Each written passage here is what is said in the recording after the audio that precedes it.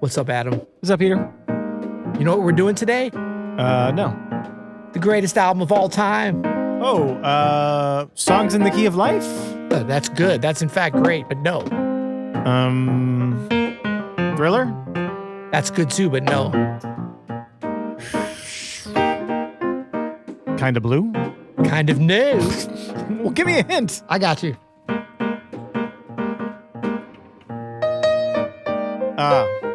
That's a great call.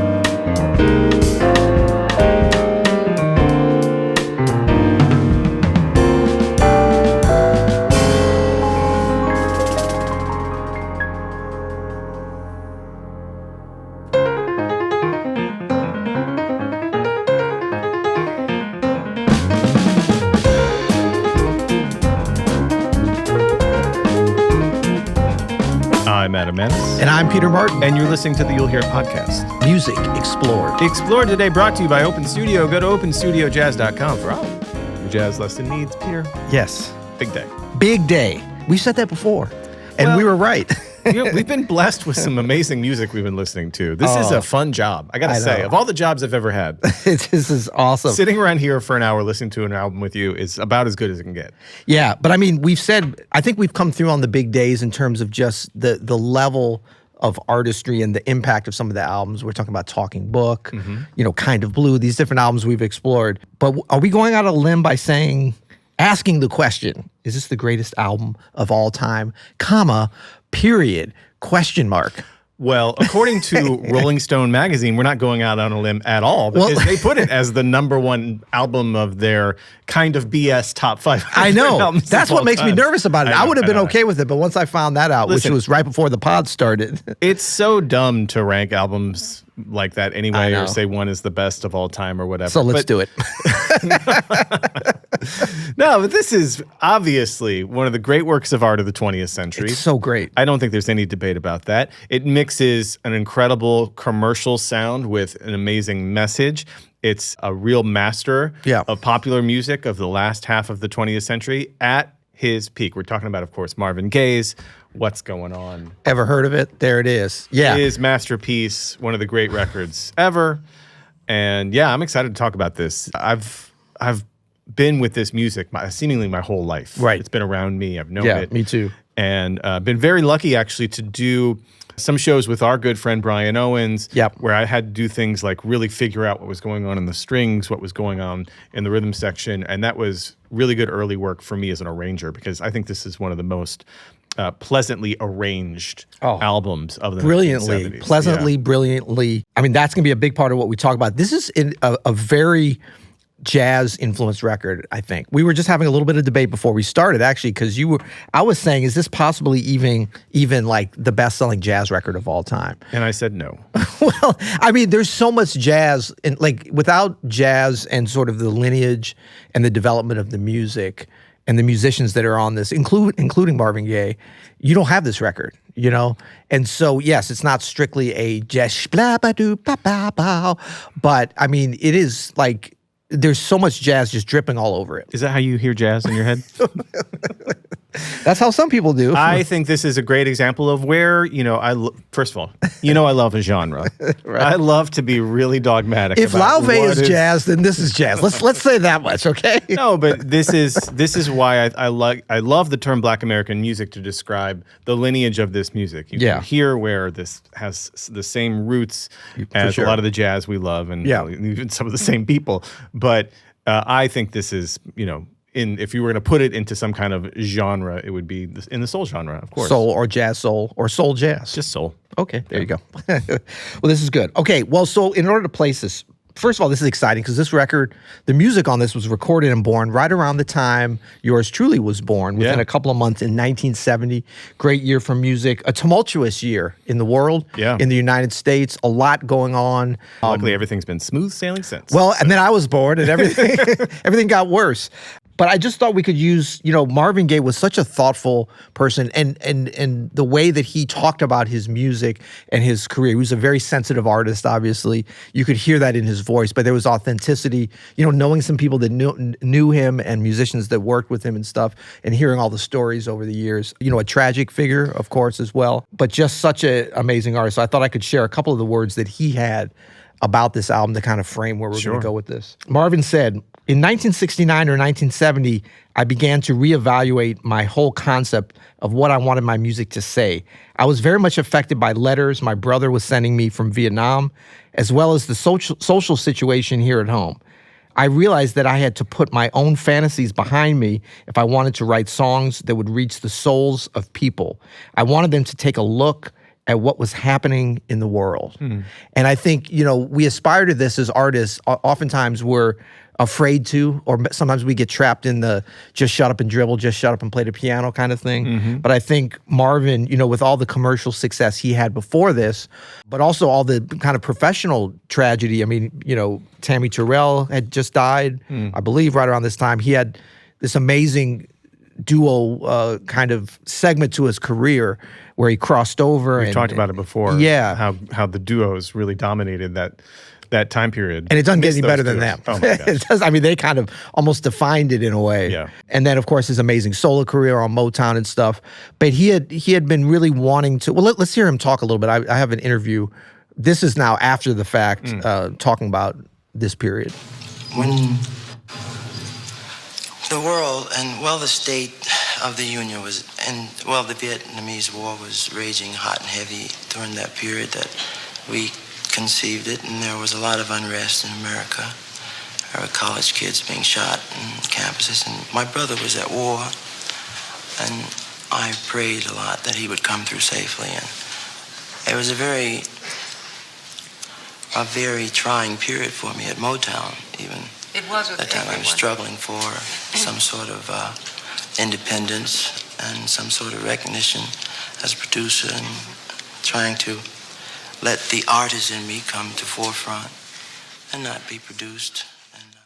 I love it. It's a theme of Motown and some other labels that were like, here's what's great about Motown is because they were so detail oriented and kind of very restrictive about what they would let their artists do, and very controlling about their artists.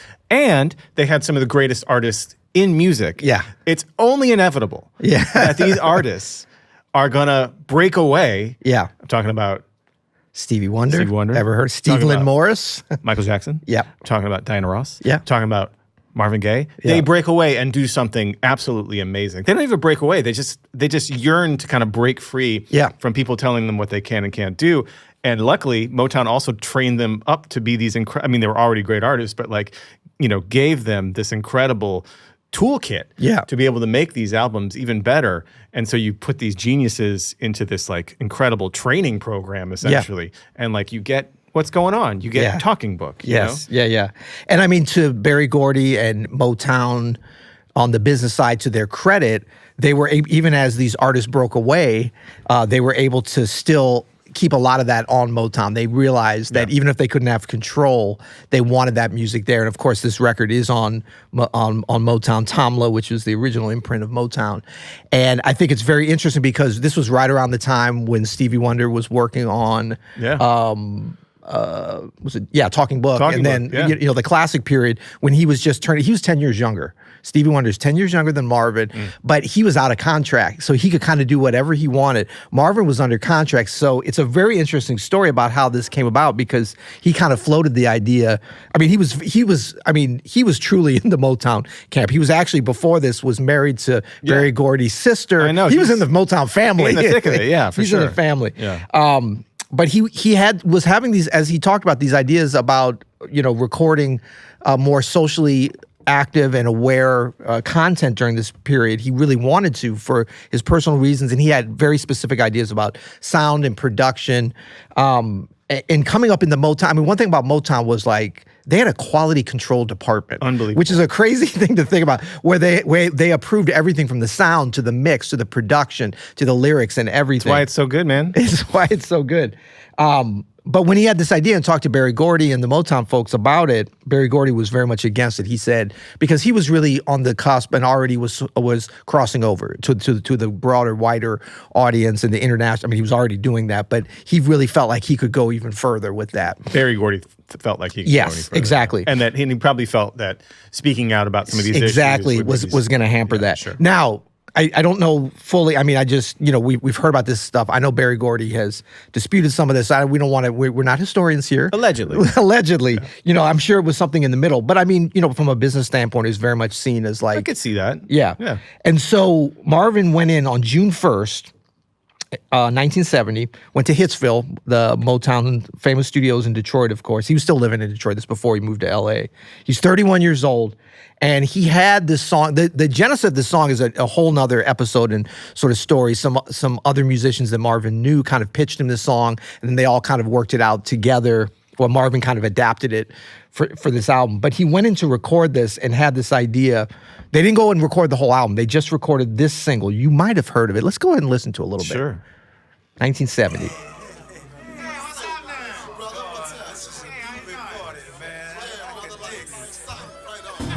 Oh.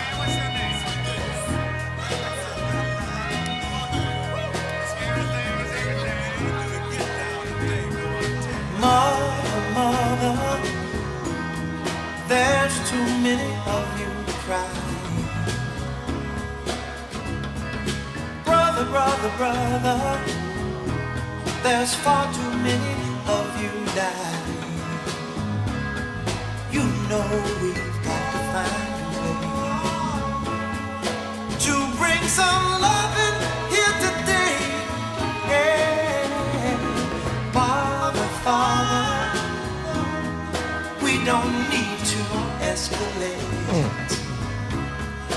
You see, war is not the answer, for only love can conquer hate. You know we've got to find a way. Those two lead vocals mixed together. Oh. To bring some loving here today.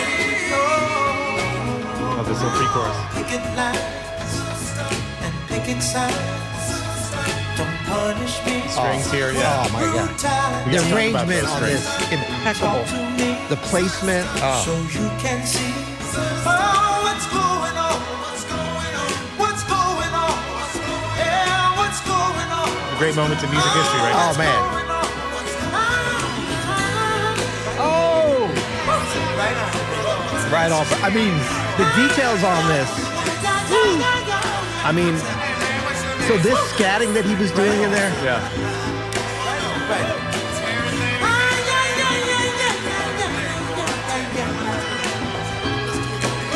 Right here.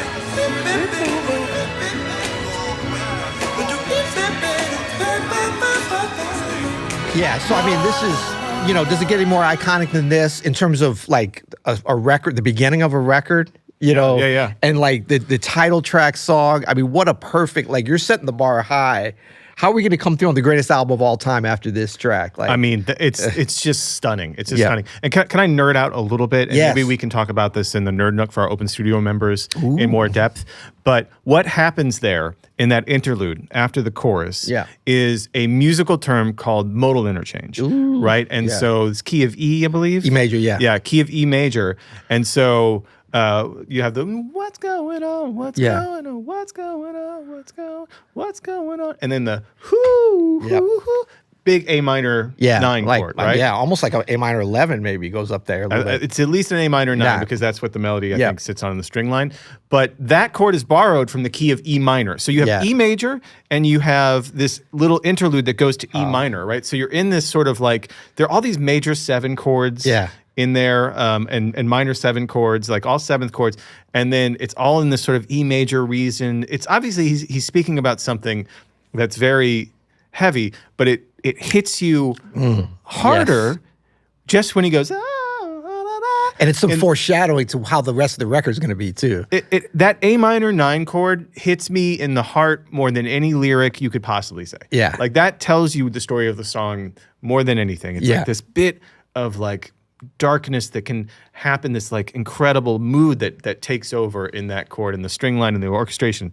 Absolutely perfect, absolutely beautiful. The whole arrangement, stunning, incredible move there. Yeah, it's just perfection. And then even coming off of that 4, that A minor, then they go to the 5 sus, right, which kind of brings it back a little bit to. It's like an A major 7 over a B sus chord there that takes us back into this like light of E major for a little bit. And I think that's the theme of this whole record in terms of the lyric.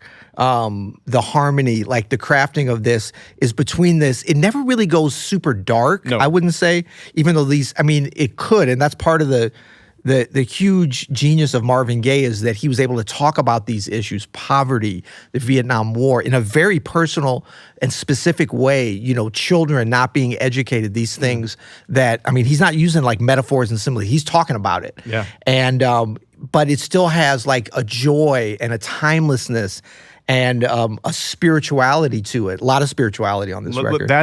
I think that sort of the major minor mix that we hear on this and a couple other of the tracks here on What's Going On, it's almost always predominantly major, except for a few instances. And I think that is his God is love, spirituality, his spiritual philosophy shining through in the chord changes, which I know sounds like unlikely, but I think it's incredibly powerful. And Absolutely. For me, it speaks, as much as I love the lyrics and as much as I resonate with how he's singing them, which I really want to talk about his voice in a minute, but the harmony of this album to me is like masterful in conveying the message of the album. Absolutely. And when we talk about production and arranging, which Marvin did a huge amount, he produced this whole thing and he arranged it. We're not just talking about like the string arrangement or the horns and stuff. It's these kinds of things. Marvin either wrote or co-wrote every single song on this record. Yeah. He produced the whole thing. Yeah. He played a bunch. We're going to listen to a bunch of stuff. There's a bit of Stevie vibe on here. He's playing drums. He's playing piano. And but these little arrangement things, like when we talk about going to the harmony and stuff, is like next level when you match that up with the feeling, with the lyric and stuff like that. Well, and also it's the harmony on that bridge again. I wonder if you can cue up that chorus from the beginning. Please. But the string line itself, which starts on that B, right, which is the 5th of the key. That's why I say it goes up to the 11th. But it's the 9 of the A minor. Right. Becomes one of the most iconic melodies and a through line melodically through the entire album. Right. You know we've got to find a way. Pick it light and pick it Here's the pre-chorus. Yeah. Don't punish me. A little 2 to the 5. To the 5 and back and forth. James Jamerson killing it on this. You can see. All of this in the E major range, 1 chord. And E major is a very like happy major. It's 6 chord, just like the verse, but twice as fast. And you hear the strings. Now going to E minor to A minor 9.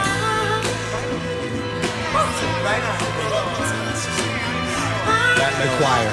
Yeah. Oh.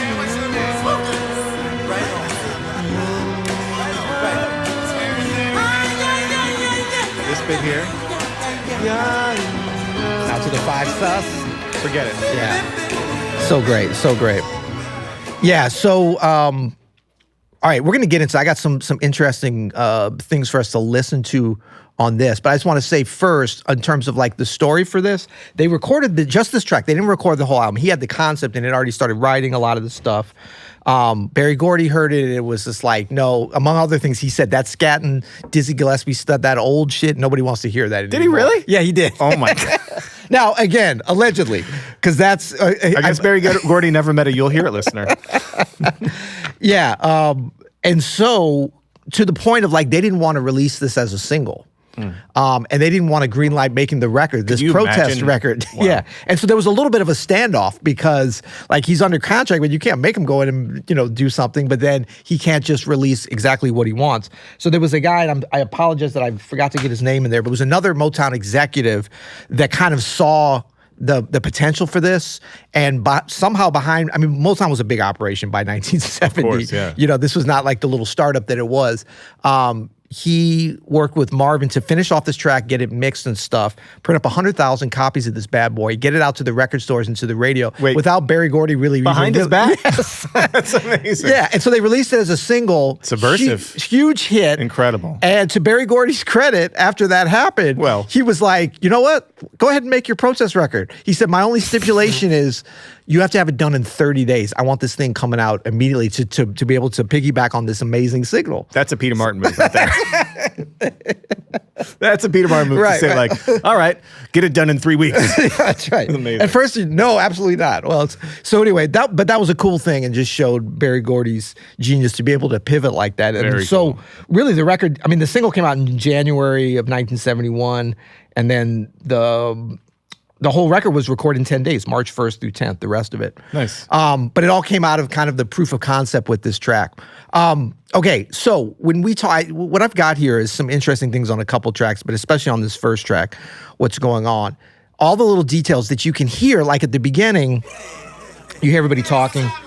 This is a bunch of the musicians, the Funk Brothers, as they're known, that they're talking. This, Eli Fontaine on alto sax. This is kind of an interesting story because much as Tuesday Heartbreak with Stevie Wonder and Dave Sanborn. Yeah. He was just sort of warming up over that. We talked about that, yeah. Yeah, on this too. Oh. That wasn't written in. And Marvin heard him do that. He's like, oh my God, I love that. We're keeping it. And Eli was just like, no, I was just messing around. He's like, no, we're using that. And so a lot of times arranging, it's not just about what you write down or say, play this. It's like having that ear and producing. I keep saying arranging, but arranging and production in this kind of a record are almost inseparable. And so like Marvin had such an ear for like these details and the different parts. How this rhythm, so that's kind of that initial melody, because it's before Marvin singing, right? But I mean, as soon as you hear that, you're like, that's what's going on. Yeah. So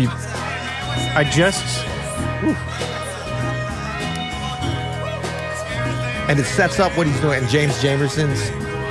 Mother, there's too many of you. And if you listen to everything that's happening rhythmically here, there's of course James Jamerson famously playing on this, allegedly inebriated. He's even drunk. Yeah, that's the because he just come from a gig or whatever. Yeah. Anyway, but on drums, Chet Forrest.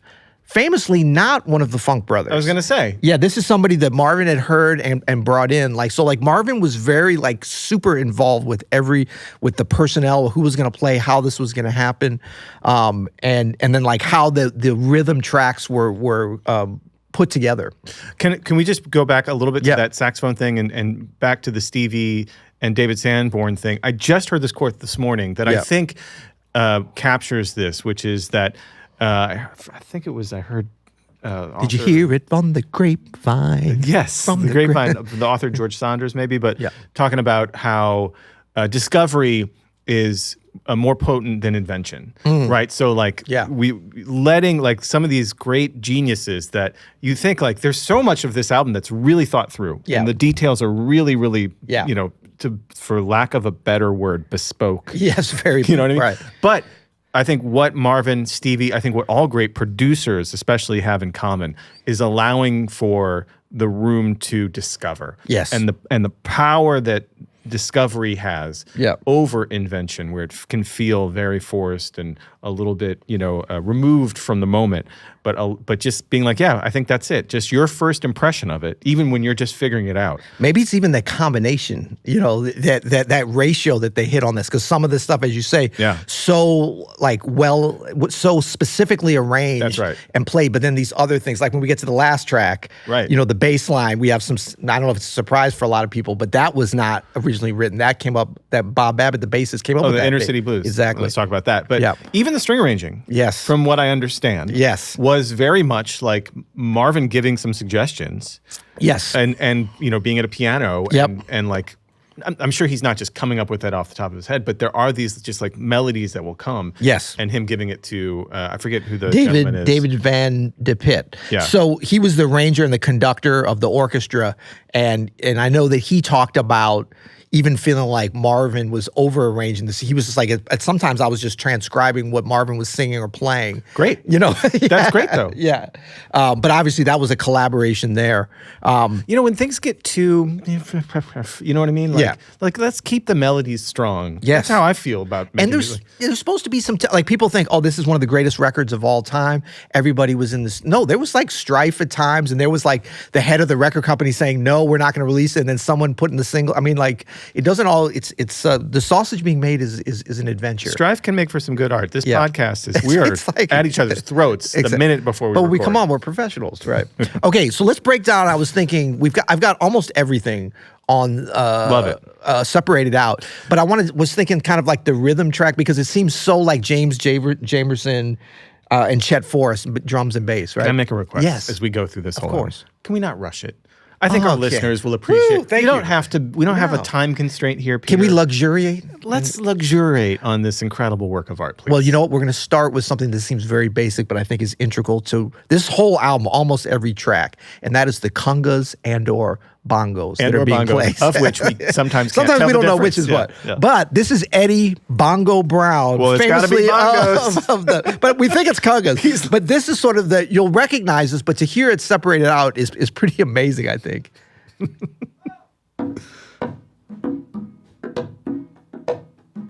Those sound like kungas to me. They do sound like congas. Well, his name's not Eddie Kunga Brown, so I know. obviously he was a master of both. I mean, the pattern is so basic in a way. These are on What's Going On. Yeah, this is what's going on. Yeah, but the feel is The feel is so great. Spectacular. And then the little details when he changes it up a little bit. And this is not a loop, youngins. well. Okay, and then that's, of course, layered on top of Chet Forrest on drums. Oh, man, that bass drum sound, come on.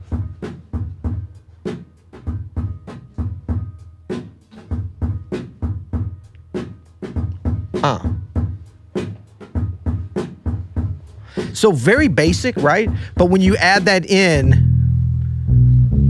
with the James Jamerson line,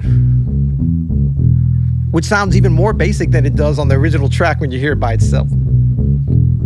So good. Damn. It's the sound, man. I know. It's the sound of the sounds. bass. Yeah. I forget what you call his finger. Is that hooking his finger? Oh, those triplets. We were talking about And as busy as he is, when he puts the space, famously busy, the spaces that he chooses so important too. we were talking with our own bass guru here, Bob DeBoo, about Yep. the James Jamerson sound. Famously never changed his string. In fact, infamously, this is again maybe a little bit of legend, Yeah. but asked someone to weld his broken string back together because Right. it was That was worn his- in just right, you know? Exactly. Yeah. And then we've got the piano, which I was shocked when I checked this out. I mean, it's guitar heavy in a way, but I never heard it as that. I heard it more keys. But this is Marvin on the piano. Fantastic pianist. And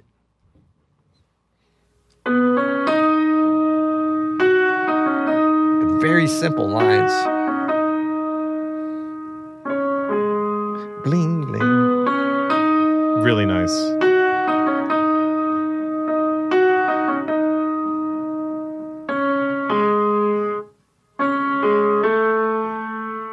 So like he really had an interesting ear, you know, obviously for vocal lines, for vocal backgrounds, but also for piano, like for single line stuff that was counterpoint to what he was singing with the melodies.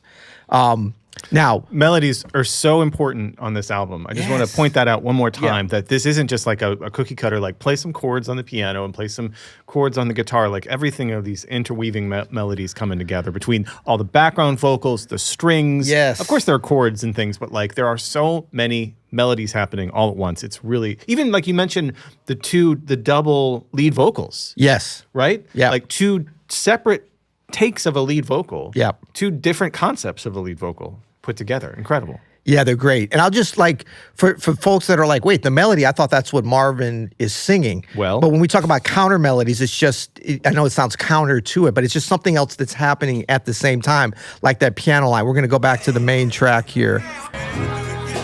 So obviously you've got the melody of the background vocals. Glockenspiel. Yes. The background vocals. There's some vibes on here. Brother, there's far too many of you. There's a lot of melodies happening on this.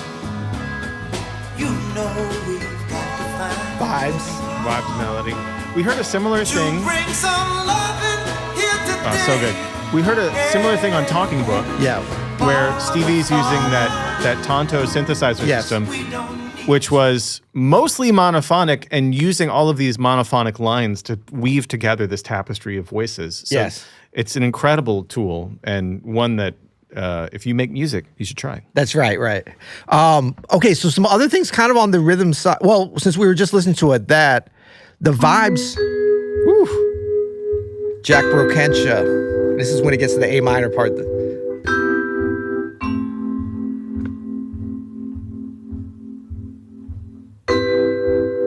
A minor 9. Clusters in there. Yeah, you barely hear that. Yeah. But that's again the arranging, but it's everything put together. It makes that, and then the way it's mixed. On the rhythm side too, we listen to the bongos, the drums, but there's a really important part, the box drum, which is like I think it's almost the same, if not exactly the same as a cajon. Cajon? Singing? Cajon with a J, but it's cajon. Marvin is playing it on this and some other tracks too. But when you hear it, I think you're gonna feel what a big part of this whole apparatus it is.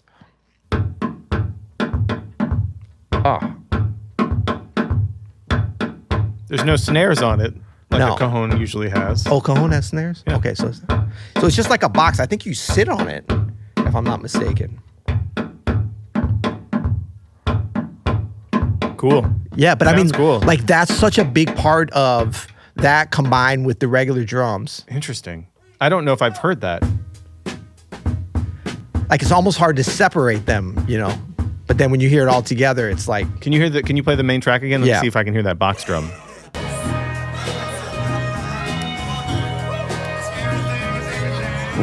cat, cat. There's too many of you. It really sounds like it's part of the drum set, Yeah, I can't really pick it out on its Yeah. own. There's far too many. You can kind of hear it in there. Check it. You know we've got to find. Then you hear the vibes, like after you start to hear them. Really interesting. Yeah. Really interesting. Very cool, Pete. Yeah. And then the background vocals. There's a lot of background vocals, almost a choral-like effect. With Marvin on top.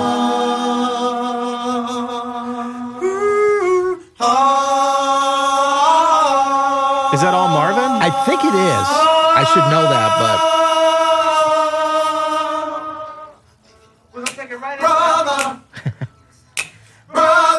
I don't know. I Yeah, bet that's that's more gotta be. than one person Yeah. in a room. got the snaps. Yeah. Brother, what's going on? Woo! What's going on? I don't know. That sounds like Marvin. What's going on? That's a little bit of mixed in with that. That's the same, like with all the musicians recording it. It's just so. And that's, Amazing. Yeah. And so that's the background vocals. The lead vocals, which you mentioned a second ago, like what was common the lead vocalist, Marvin Gaye in this case, would take several passes at it over the rhythm track or whatever had been built up. But on this record, he would sing a lot of these tunes, the melodies, very differently, almost like he hadn't quite decided on exactly how it was going to come out on several of these tracks, what the final version was going to be. And so he recorded 2 vocal versions of this, at least 2, and then something got with the mixing engineers, with the recording engineers, got mixed up, and he was like, let me hear both of those. And I think Marvin meant he wanted to hear them each and choose between it. But the engineer put them both together, and then Marvin heard that, and he's like, "Oh, that's it." Really? And so it's That's what I'm saying, man. Discovery. it's discovery. Yeah. And so then they mixed it with that. So this is lead vocal 1, Mother, which is the one most people are going to be accustomed there's to. too many of you crying. Oof. Brother, brother, brother, there's far too many of you dying. Oh, man, his voice, You know we've got to find a way his intonation, to bring some loving here today. and the range of the motion Father, from Father, just tender to pushing. we don't need to. So that's lead vocal escalate. 1, very much the way we know the melody. Check out vocal 2. Oh, mother, mother, there's too many of you crying. And this wasn't going to be like a harmony line. This is just a different vocal. Another way that he heard the melody. There's too many of you dying. What a voice. You know we've got to find a way to bring some loving here today. Man, so can we spend a couple minutes talking about Yes. his voice and Marvin Gaye as a singer for a minute? Because I feel like, and I don't know how you feel about this, but like one of the things that make the difference between like a good musician, a good artist, and a great artist is their ability to be vulnerable with their instrument. You know what I mean? I'm talking about Charlie Parker. I'm talking about Miles Davis. I'm talking about Marvin Gaye. I'm talking about Michael Jackson. I'm talking about Kurt Cobain. You know what I mean? I'm talking about all of these Prince, all of these incredible artists that wear their heart on their T-Swift. I'm talking about all the Chappell Roan, all these incredible artists that wear their heart on their sleeve, and within the first note that they sing or play, you know exactly how they feel about the line. Then you know exactly how they're feeling about this, and it's projected to you. It's like a great actor that can seemingly do nothing but look at the table, and they're giving you context of the emotions that are happening in the scene. And I think Marvin Gaye is maybe the greatest at this. He wears his heart on this. Just when we were hearing him talking in that interview in the beginning of this episode, you can hear it in his speaking voice. Yeah, like there's nothing, seemingly nothing that he's hiding. He can't. Like it just comes out in the way he expresses himself, and I think it's a real God-given gift because it's just so natural for him. Yeah, every line he sings, you feel. Every note that he sings feels like the emotion he's trying to project. It's a true master of that. Yes. Truly. I mean, really put him in there with Miles as far as like his ability to do that. Yeah. You know? Yeah, as you were describing that so eloquently, I was thinking, that vulnerability, that wearing your heart on your sleeve, that direct connection with your instrument, right? And how you then transmit that and connect with the audience. The other person I was thinking of is Billie Holiday, that had that in her voice. Like Marvin Gaye, Billie Holiday, and the others we mentioned too. But like that might be the apex moment for vulnerability of the voice, And it's a stunning thing, really. It truly is. Yeah, and I think the reason that this record, even above all possibly of Marvin's other really interesting and wonderful recordings, like everything kind of got dialed in, like, because he was so involved with the production of everything, the arranging, these piano lines, everything. This was a passion project. It was a passion project, yeah. And then so that must have just placed his voice within that so beautifully, Well, also he's in a sweet spot in his career. I mean, he is at mastery level. Yeah, like you said, he's 31. He's been doing it for a while. Yeah, at the highest level, working with the best people. Yeah, and just his musical chops are unmatched right now. Yeah, it's pretty great. So I had another little vocal thing I just love because talking about this sounds like Dizzy Gillespie scatting, but this is a just killing little vocal line that talk to me so you can see what's going on. What's going on? What's going on? What's going on? Woo, woo, woo, woo. Jeez. Right on, baby. Man. Right on.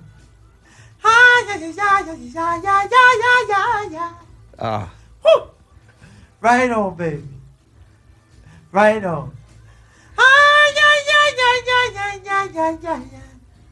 To the 5.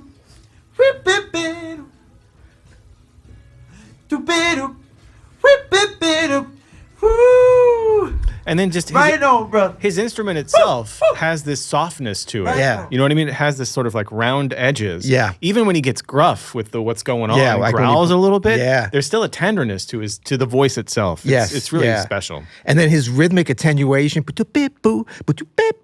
and then like how it layers over the harmony and intonation stuff. spot. It's incredible. Yeah, because I mean, there's some amazing vocalists that you pull it apart like this and you hear it, you're It's like, not quite. You're like, oh, it's not. I mean, like that's actually stunning that he's nailing those like thirds and going up to the minor 9, like just the way he's doing it with that kind of thing. And then you layer that on top of this brilliant music, this brilliant song that he wrote, these incredibly poignant lyrics for the time, and you get maybe the greatest album in history, according to some folks. Talking about layering, I think there's one part that we haven't included yet. I think we've got pretty much everything else already.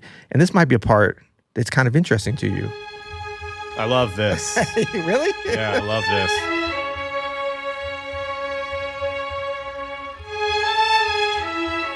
Oh.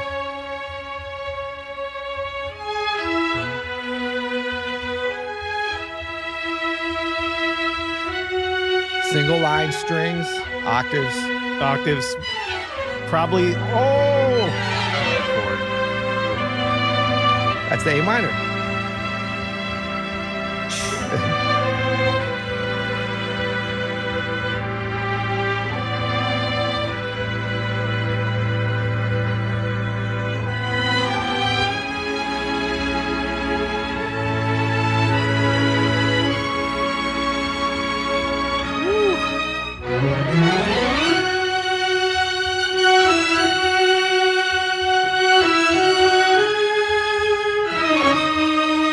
And that's going back to the second verse. I mean, the string stuff on this, we could sit here and geek out on this and listen to this all day. But I can tell you, so it's David Van de Pitt, who was the conductor and arranger on this. A really cool thing was this was all members of the Detroit Symphony Orchestra, and including the concertmaster, the legendary concertmaster, Gordon Staple. Like what you just heard there, in some ways, it's as an arranger, and like both you and I have done string arrangement quite a bit. Some of that's relatively simple to like figure out and to understand what it is. But I can tell you that the level of playing on this, like you can tell it on the track with everything, but when you break it apart, it's kind of like Marvin's voice. It's like you're like, what? Like there's that level of like, I don't even want to say professionalism because that doesn't quite hit it. Just like great artists, like you hear, that's 5 first violins, 4 second violins, 4 violas, 3 cellos, and just 1 bass. It's not like a huge orchestra. It sounds like it, but you can hear the individuals playing. And a special shout out to Richard Margitza on violin, whose son, Rick Margitza, some of you may know, I've known for years from when I first went to New Orleans, was a great saxophonist, played with Miles Davis at the end of his career. He's been living in Paris. He used to record from Blue Note Records. That was his dad on violin, legendary member of the DSO, which was still is one of the great orchestras in the world. So I love that they didn't cut corners. They didn't get they went right to the A team in town. That string section is amazing. You said it was 5, 4, 4, 3, 1. So 5 first, 4 seconds, 4 violas, 3 celli, and 1 bass. So that bass is so important. Yes. When they hit that chord, that A minor 9 chord. Yeah. Like this actually changed my string arranging, and we're about to do an episode on Birth of the Cool as well, which has, obviously a bass player in the rhythm section and a tuba. Yeah. This album obviously has, you got James Jamerson playing the electric bass, but you have an acoustic bass. Yeah. If you are writing for an ensemble. With both. If you're writing for an ensemble, do not skimp on the low end of the ensemble. Just that one tuba, that one bass player, a tuba in the winds or whatever, bass clarinet or contrabassoon.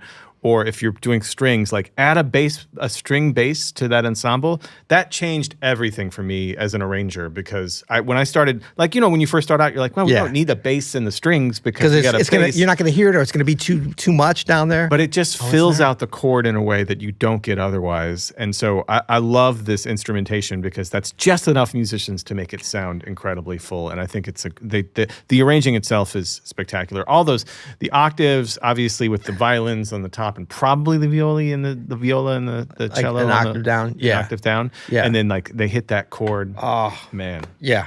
I mean, it's like details, but it's execution. You know what I mean? It's the vibe. I mean, you can hear it. And I think all these elements, like what makes this track great, it's all that. Yeah. You know, it's everything starting from the simplest, you know.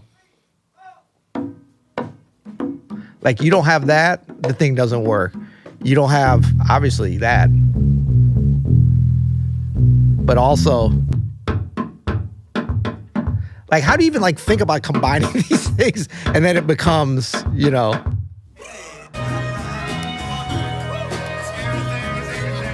Let's go to that part with since you gave us the gift of time, right? We're gonna go to that bridge. Or what do you call that? The A minor, the interlude, yeah. When the strings.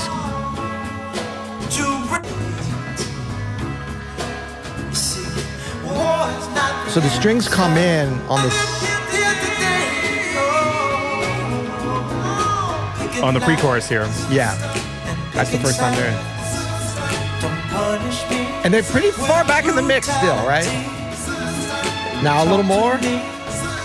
So you can see what's going on, what's going on.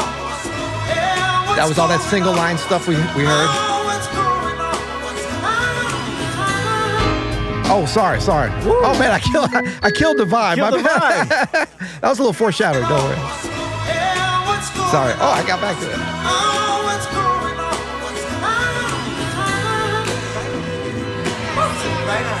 So good, man. Those little yeah. Yeah. Also, don't sleep when you're doing horns. You're doing horns and you're doing strings in a big arrangement. Yeah. That single note line, mixing up single note lines with chords. I mean, think about and then the mix. We got to talk about the mix too, because when you get all this great stuff, and well, that's that Dizzy Gillespie jazz again.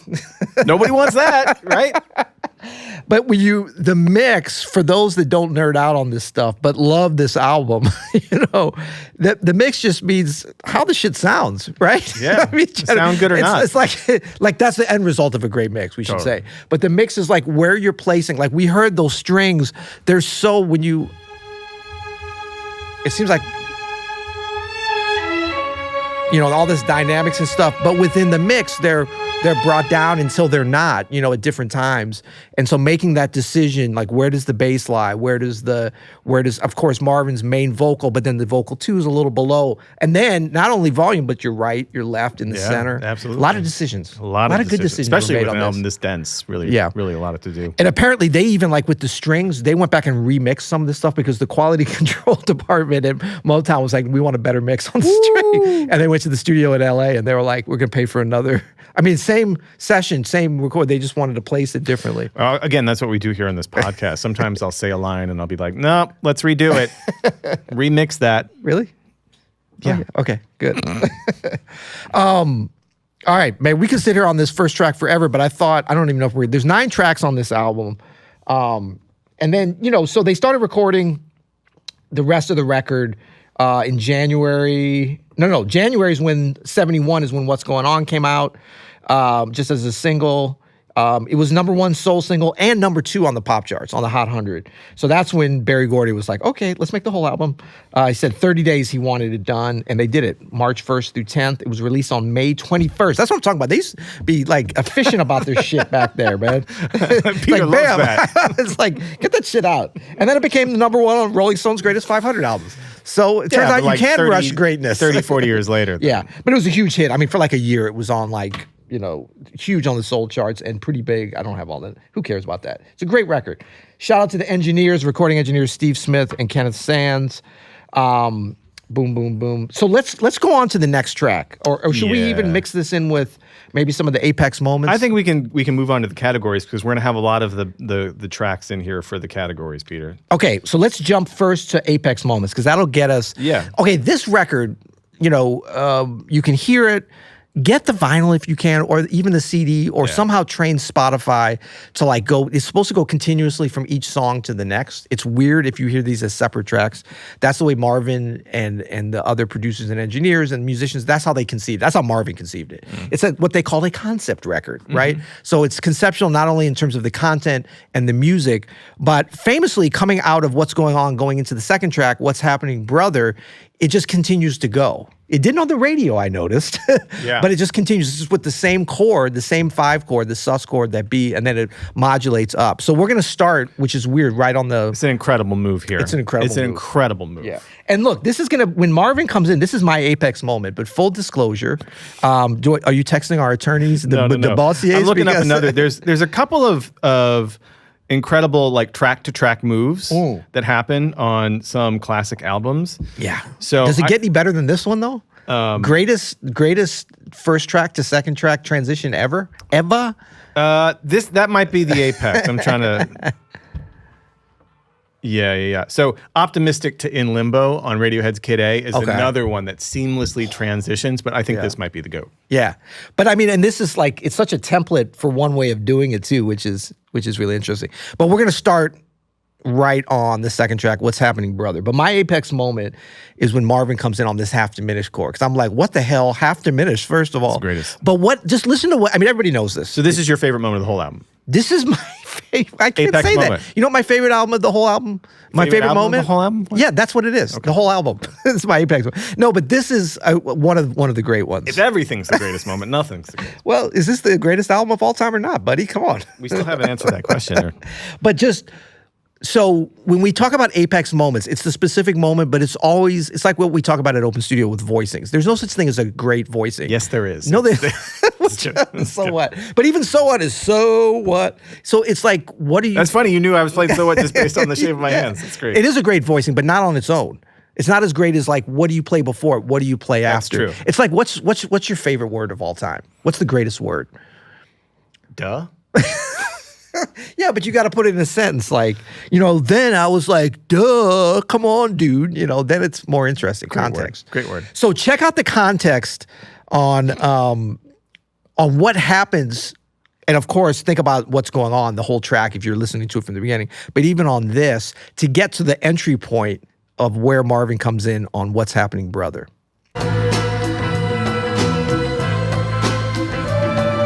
James Jamerson, big part of this.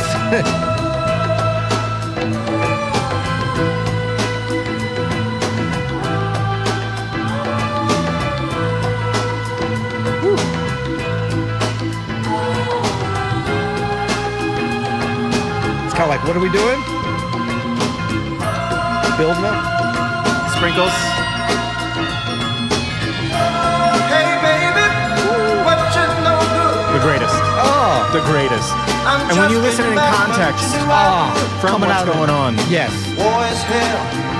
Yeah, please, everybody, do us a favor. Do yourself a favor. greatest, if you don't listen to this whole record, start on the first track and just get to this point. Yeah. Like, your life will be elevated. Because what's going on ends with quite a long interlude. Yeah. On that da da da da da da da.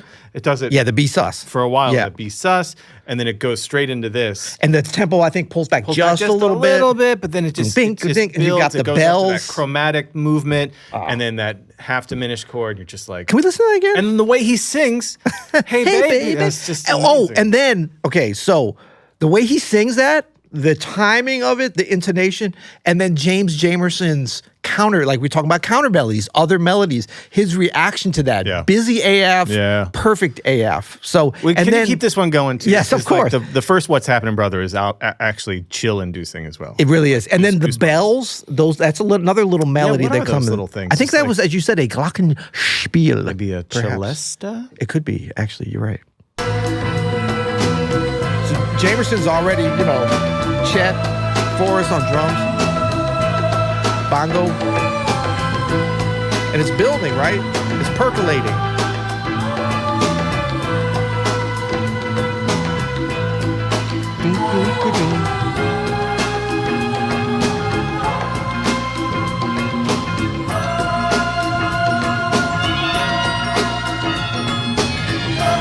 Hey baby, what you know good?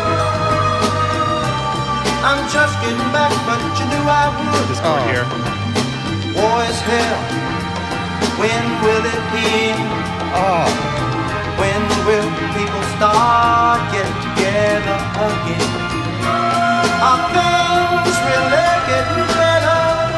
Like the Major 7. newspaper said. What else is new, my friend? Besides what I read. A harmonic journey. Can't find no work, can't find no job, my friend. Money is tighter than it's ever been. Say, man, I just don't understand what's going on across this land. What's happening, brother? That glockenspiel Great arrangement. Crush. Are they still getting down where we used to go? Second verse. And then lyrically here, completely genius. Yeah. The whole context of this song is him talking to someone that he His brother. that he hasn't talked to for so long. Yeah. And describing their lives. And you get this feeling of the struggles and what they're going through and the issues they're having to deal with and ways that they're strategizing to try to like at least have some joy, have a life within some chaos. Yeah. It's incredible. And as he's telling the story, this is what was written for his brother Frankie, who was in Vietnam during this time. It's so, like we were talking about at the beginning, it's so specific lyrically. But like as he's describing, like, you know, dealing with these different situations and stuff, the harmony, I mean, like the melody jumping around these little details, but the harmonic journey that he goes on and like the tension and the release. Incredible. And just like the journey, the Little harmonic chromatic journey. moves. Yeah. And notice too, the first two tracks here are both questions, right? Yeah. What's going on? Yeah. What's happening, brother? Yeah. Like there's two questioning, prodding tracks, musically and lyrically. Incredible. Oh, that's great. Let's go. We have less than a minute left. Can we listen to the rest of this track? James Jamerson, that's a P bass, right? A Precision, Fender Precision, I believe is the model, the famous model that he had. Just want to throw that out Let's there. not call people names, but yeah. P bass. That's what they call it. Bass players nerd out on that, so it's important, you know. Here's the rest of it. And tell me, friend, like this second verse, his variations on verses. tell me what's out there. I wanna know what's in. What's the deal, man? What's happening? This here. What's happening, brother? What's happening? I think Jamerson's thinking. What's happening, my man? I love that. What's happening on that? What's happening, brother? We don't even talk about his syncopation of his rhythms. Vocal syncopation. What's been shaking up and down the line? Sounds like Alarm. Triangle, baby? Yeah.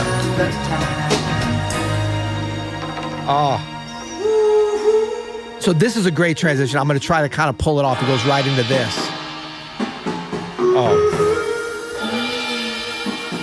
This is Flyin High in the front. This is like a transitional song. A little jazz in 6. Yeah, the strings hanging on that 9, on the minor 9 chords. Yeah. Hallmark of the album. You can't put strings on a 9 Right. without people feeling what's going on. And like, I mean this with all due respect. Jamerson is walking a jazz bass line like only a great funk bass player can on electric bass. You know, like I think he had a written out line that he's just making his own.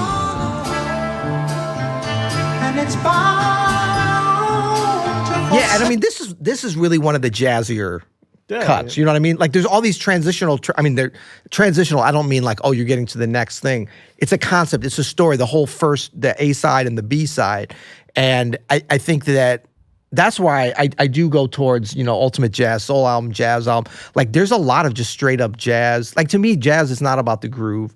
It's about like the harmonic embellishment. We were debating a little bit like, well, there's not collective improvisation there's a whole lot of improvisation on this record. Vocal improvisation. There's some great sax solos too. No, you're not feeling it. Okay. Anyway, but it is a great record, right? Oh, yeah. I mean, look, we could just keep listening to the whole record. It would be good. The next cut, you got any You got any notes so far? Sorry. So we hit my Apex. I got no moment. notes on this album. Yeah. No notes. We've already got, okay, so we haven't got to the Desert Island tracks to Apex, so we're going to kind of keep moving along here. This is an interesting track, Save the Children. This is another one with like really an undercurrent of 3. Well, the melody, Save a world this like moving melody the in whole despair. time underneath the spoken word Who thing. Yeah. really cares? And then the spoken word where he's singing, well, we're going to get to it. Heavy jazz harmonies on this. There'll come a time Your minor line. There'll come a time when the world won't be singing. when the world won't be singing. Flowers won't grow. Flowers won't grow. No, Bells won't be ringing. no bells won't be ringing. So that's Jamerson doing a lot of the doing like the main drum meter, Yeah. ding, but he's doing kind of a double time one with 3, 6, whatever it is, Yeah. 6, 8 kind of superimposed on it with Jamerson doing his thing. And again, similar groove to the Flyin High. choral string celeste piano line that's happening underneath there really defining everything. It's not just about the harmony. It's not just Yeah. about the chord changes. Like these melodies that are happening. Again, leaning on the nines Yeah. of these chords. Stacking up the thirds. Yeah. that you hear in almost every track Yeah. is the hallmark of this. Yeah, and it's I mean, a great way to get a signature of an album, Absolutely. of a sound, right? Is to Yeah. like keep these melodies happening throughout. Really cool. Yeah, and I mean, it's not. I don't want to give this short shrift in terms of like these are some of the best lyrics on this cut. Save the Children, and it's the call and response. It's the church. Marvin, of course, came from a deeply religious background. You know, grew up in the church and was in and out of the church, and a lot of really shaped his life, his spirituality and stuff. But this kind of, some people might be like, oh, did he get that from Kirk Franklin where he talks and then they sing? It's like, no, it comes from the church. Call and response, we call that. But it's a really interesting example. Several places on the record, but especially on this track, number 4, Save the Children. Can we go to the next track? Yeah. God is Love. This almost made my Desert Island track. It could have. Very easily.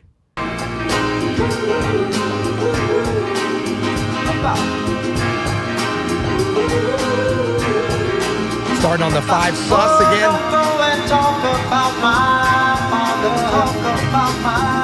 A lot of sus chords on that. Yeah. Jesus is my friend. He made this world for us to live in. He made this world and gave us everything. This is another one of my Apex moments. 4. And all he asks of us And I love his rhythm on this. is we give each other love. Oh, Oh yeah. Don't go We'll get that the next time it comes around. Cause God is my friend. Jesus is my friend. he kind of sneaks in the He Jesus. loves us whether or not we know it. And he'll forgive all our sins. To the 4. And all he asks of us And the way that he does these 2 lines here. is we give each other love. Oh yeah. Love your mother. She bore you. Love your father. Love your sister. I love it, man. The lyrics are so, like, he's got such an interesting, like, sophistication and innocence Absolutely. and vulnerability, as you said. Absolutely. Like, there's a certain level of innocence that really connects, I think, with humanity. That's why he was so popular, perhaps. But like with his like the lyrics, love your mother, she bore you. I mean, it's like who could get away with saying It's that? just very simple. Like it's very simple. It's very like Direct. universal, direct, Yeah. authentic humanity yeah. concepts. You know what I mean? It's just love like, your mother, she bore you. It's just like sometimes artists might get in their head and overthink some of this stuff. But Yeah. it's just like let's just talk about what's important in a very genuine way. Yeah. No one better. And then layer that in with a very sophisticated musicality, like do boop boop. Well, that's like the thing. The rhythm, so the harmony. is easy like, to say, oh, those be simple, but as we know, being simple takes a lot of sophistication. Exactly. To do it at this level is incredible. Exactly.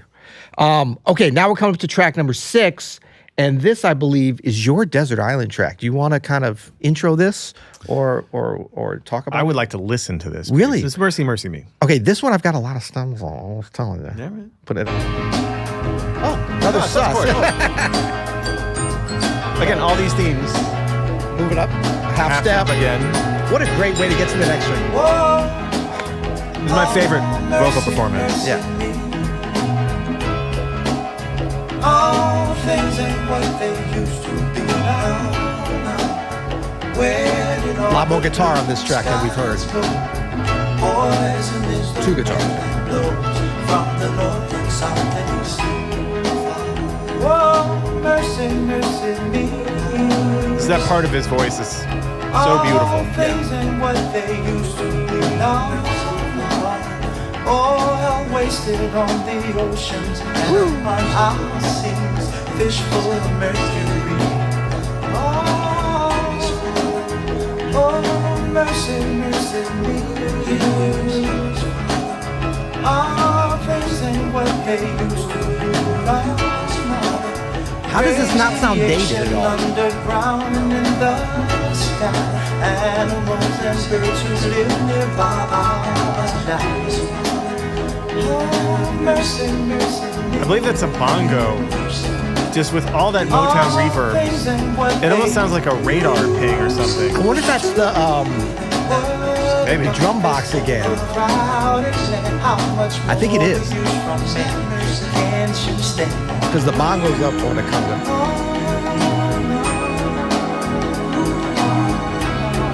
Strings.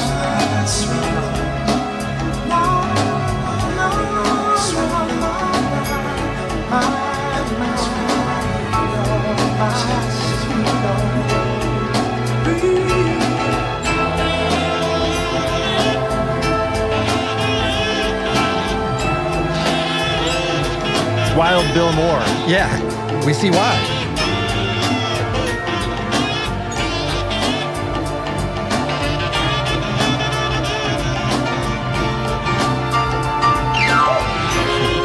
Marvin. Back to the theme. The line keeps coming back. And then this transition, one of the most like crazy kind of, and with the sax building it up, strings up high, harmonics.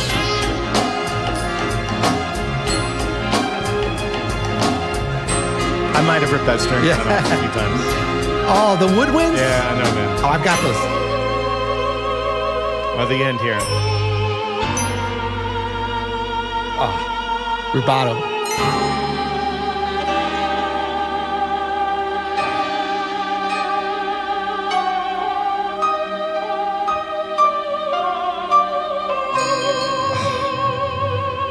Weird and great. Greatest use of a operatic soprano in pop music history, maybe? So great. Okay, so what do you want to hear first on this? What do you got? Okay, let's do, you were talking about the percussion. Maybe we can hear it on here.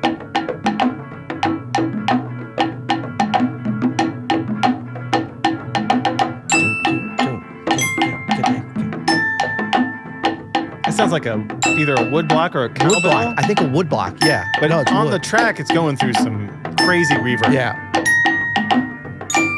That might be Celeste. We keep saying bells, but...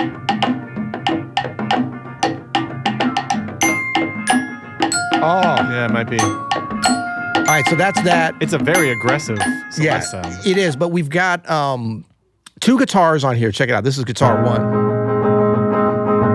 Woo! That's also what's happening on Inner City Blues, I think. Yeah. I'm such a sucker for a big open guitar strum. Oh, man, it's so great. Just laying down the bed. It's like a pad on a synth or something. Yeah. And then you hear it like this, you're like, a guitarist is like, wait, I could do that. No, you can't. And these are called, like, what kind of voices do you call these on guitar? Simple, right? I mean, relative. I don't know. So that's a little contrast. Rhythm track. Right, rhythm guitar. Woo. Dry as a bone. Oh!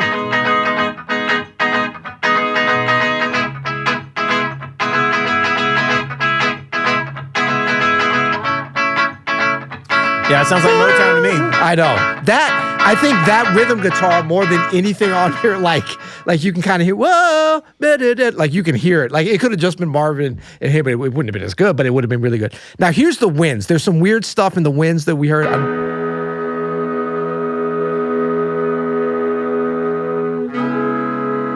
Some saxophone, oboe, bassoon stuff. Stacked thirds.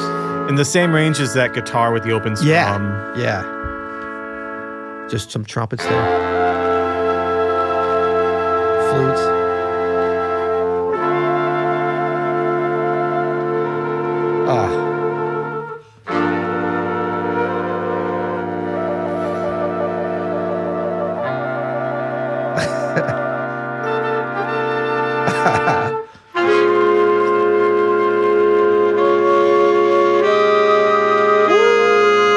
Really nice.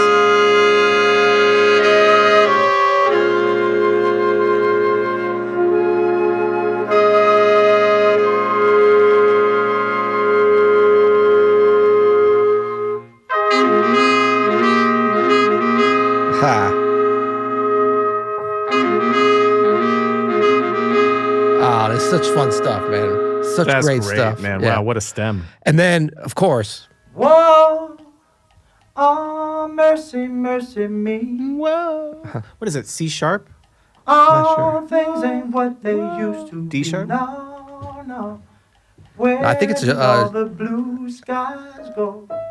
Poison is the wind that blows. A lot of E major on this. A lot of E major. Whoa, mercy, mercy. Yeah, that E to D sharp couldn't be a better two-note range in a human's voice. Man, his phrasing, the displacement. On the oceans and upon our seas, fish full of mercury. I mean, that's what we were talking about. Fish full of mercury. He's not like... Man, people are doing some crazy shit with AI. Can we get Marvin Gaye reading the book to us, please? You know what I mean? Come on. Read the newspaper to me. Something, anything. Please. Oh, it's so great. Make something useful of it. And then I think what really pulls the arrangement side of this, the strings on this are just... Let's check it out.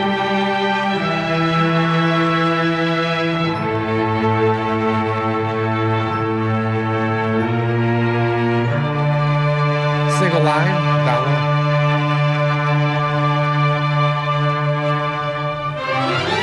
Woo, that was done well.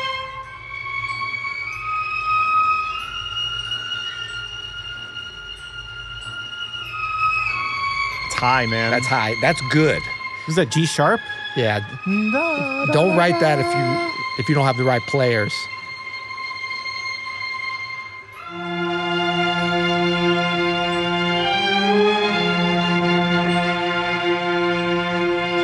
Yeah.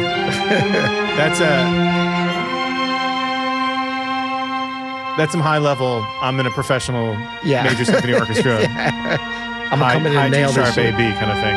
And nicely recorded at the studio. They had a bigger studio, Hitsville 2. It had another name to it. That's they recorded there. hear. They nailed the engineering on that. What a sound too. Again, 5-4-4-3-1 sounds like a full. Sounds like a massive 26-piece string section. Yeah. So we mentioned Gordon Staples, the concertmaster on this. Fun little side note, he did so many Motown sessions that they gave him his own record in this same year, 1970. A little record, I don't know if you've ever heard this before. It's called Strung Out. Great title, right? For a string Motown record, you're like, where could this go wrong? Buddy, you know Gordon I love a pun title. It's got two puns. The band, the group, they call it Gordon Staples and the String Thing, doing Strung Out. Strung Out. Yeah. It sounds like an Edgar Meyer, Yo-Yo Ma folk Bela Fleck project. I like that. That's Motown. That's a Motown strings record. This is all good. You said it's all good. You're okay with that?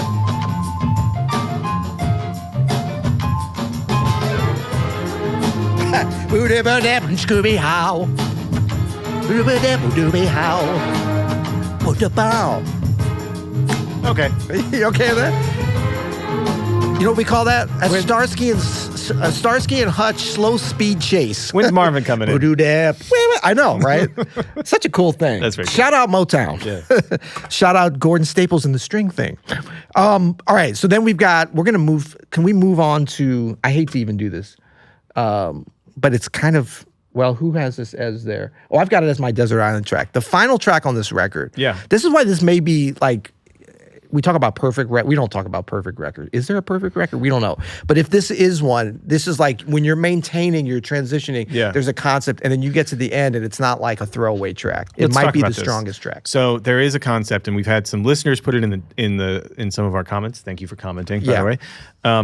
But there's no such thing as like a perfect for everyone record. But did the artist achieve what they set out to do with their album? And in that way, is it perfect? I think this is one of those cases. Where Marvin Gaye obviously had a vision and like totally nailed it. He wanted to tell us what's going on. And he nailed it. He did. He crushed it. Yeah. And it is a political record. It is a love record. It is a religious record or a spiritual record, you could say. It's all these things. For sure.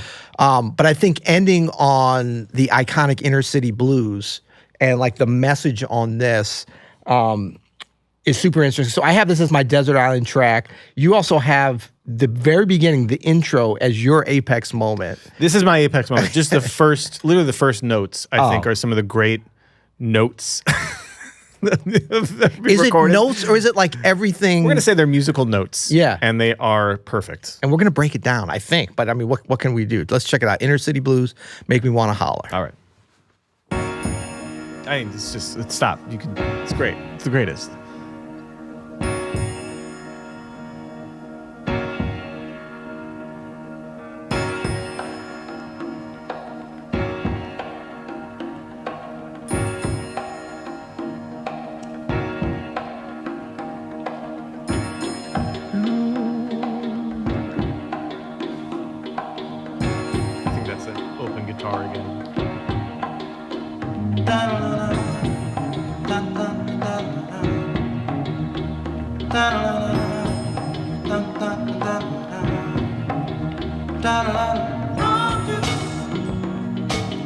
The way each element is introduced. By the time you get here, you're like, I'm in. Woo! We make it. For we see it, you take it. Oh, make me wanna holler the way they Sus to major third. Make me wanna holler the way they do my life. This ain't living, this ain't living. No, no, baby, this ain't living. No, no, no, no. Inflation. Second verse. No chance to increase finance. Bills pile up, sky high. Send that boy off to die. Oh, make me wanna holler the way they do my life. Yeah, make me wanna holler the way they do my life. Check out the bass line. This is Bob Babbitt, famously, not James Jamerson like a lot of people think. It's Bobby Hall on the percussion too, right? On the bongos? I think so, yeah. The variation on the bass line is way more than you would think if you check it out. Whipple. Marvin's improv. What do you do? Up to the major third on that bass, onto that G. Third verse. Setbacks. I love the drums here too. Just Woo. cymbals, no hi-hats. Oh, make me wanna holler and throw up both my hands. Yeah, and make me wanna holler and throw up both my hands. Woo. Crime is increasing. Trigger happy. Policing. Trigger happy. Policing. It's spring. God knows where we're headed. Oh,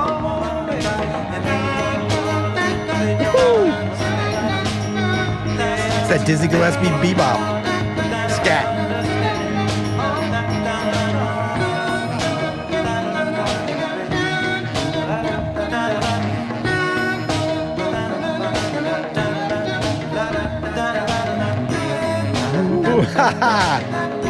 It's genius, man. Yeah.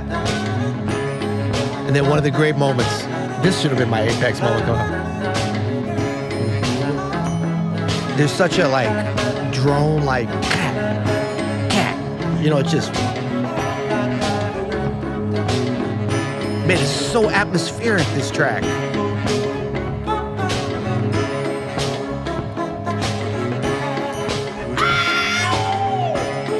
I'm a big fan when drummers That flute. I'm a big fan when drummers use the kit. I'll save it. It's like half step below the 5.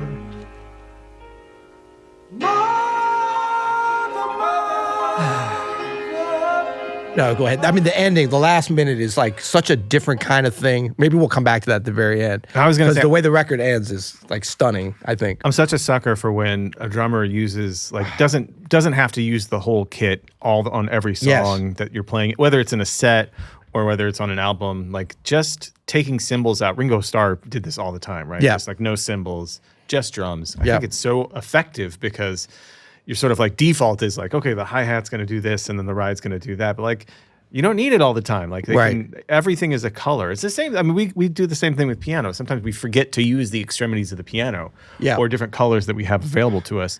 And it's always a great reminder that there's more colors available on your instrument than you're probably employing in any given situation. And oftentimes that means taking stuff away. Yeah. Addition by subtraction. Like, what are you going to decide to play? I'm wondering if that isn't just the drum box.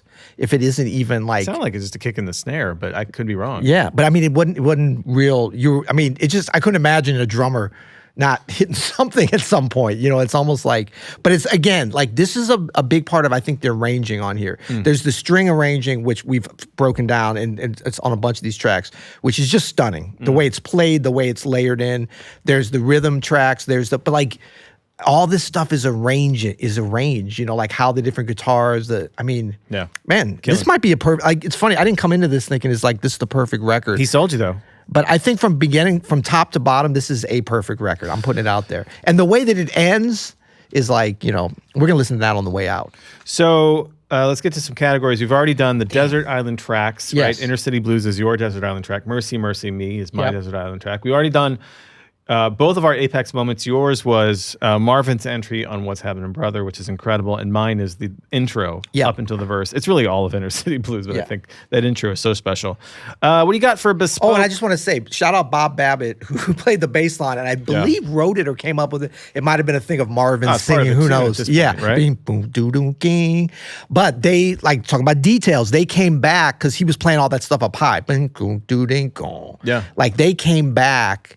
I don't know if it was Marvin or I can't remember what the story is. I think it was Marvin who was like, I want to hear that lower, that E flat octave lower too. So they came in and layered that down low as well. There's like actually 2 bass tracks on here. And you've got here on the bongos is a funk sister. Yes. Not a funk brother. Right. We have the funk brothers. We have, I don't know how many female funk brothers there were, but Bobby Hall, shout out to Bobby Hall out of Detroit on the bongos, very accomplished percussionist on a number of Motown sessions and different things, bongos on the Inner City Blues.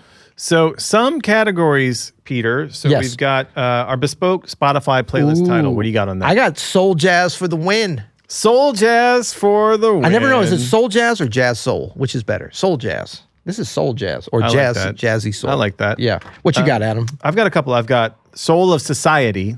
Soul of Society. Okay, not my best work. But but you've hedged there. You got a secondary. I've got Cinematic Soul. Because I feel like this whole album, very cinematic. With the themes running through it, it actually feels like 70s cinema of this time. Which was like... and the cover too goes with that? It was gritty. It's got a real message. It's not like just spoon-fed pop music. Well, we're going to get to that in accoutrements. Oh, sorry. No, but it's like, you're right, cinema. Like, he could be a detective, a Detroit detective show on ABC on that. You know what I mean? It's an amazing... Right. I mean, Marvin Gaye, by the way, just in general, one of the most stylish people to ever live. One of the most attractive... Are we allowed to say that? A very attractive gentleman. What? Yeah. Obviously. Oh, produced by Marvin Gaye. Yeah, the sun is hot. Yeah. And so is Marvin Gaye. So up next, what other albums pair with this? I have This is I've been listening what a great to one, man. a lot of Awesome. Dorothy Ashby. So Yeah. one of our dear Detroit listeners, as well. Detroit. One of our dear listeners, when we did our Songs in the Key of Life, which we might have to re-song in the Key of Life for our new season here. Yep. But we did Songs in the Key of Life, and we were talking about If It's Magic. Yep. And I was like, I wonder, I didn't have the personnel up, and I was Yeah. like, I forget who's playing harp, and one of our dear listeners says, oh, surely you guys know Like about 30 of our dear listeners. Yeah, surely you know about Dorothy Ashby, which I know the name, but I actually, we all have blind spots. Yeah. Never really checked out her music, and I've been listening to nothing but Dorothy Ashby all year. Awesome. And Dorothy's Harp, which came out in 1969, a couple of years before this album, What's Going On. But listen to this. This is By the Time I Get to Phoenix.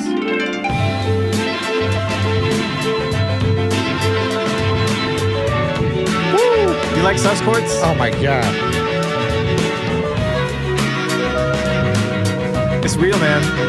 We ought to do a Dorothy Ashby. Oh, we got it. Soul records she made in the late 60s. So good. So again, Is that the strung out strings playing behind her? Oh, killing. Oh, man. So Dorothy Ashby for the win. Dorothy Ashby playing harp on Stevie Wonder's If It's Magic from Songs in the Key of Life. Also had these 3 albums in a row in the late 60s, these like soul jazz, in this genre that you're talking about, and just incredible music. Yeah. Incredible music. We should do a whole run. Man, shout out Detroit, Michigan. Oof. You know what I mean? Think about all these musicians that are either from there or came there and did this. I mean, Motown Records, obviously a huge part of that. But talk about something in the water, something in the music education system during that time, I'm sure.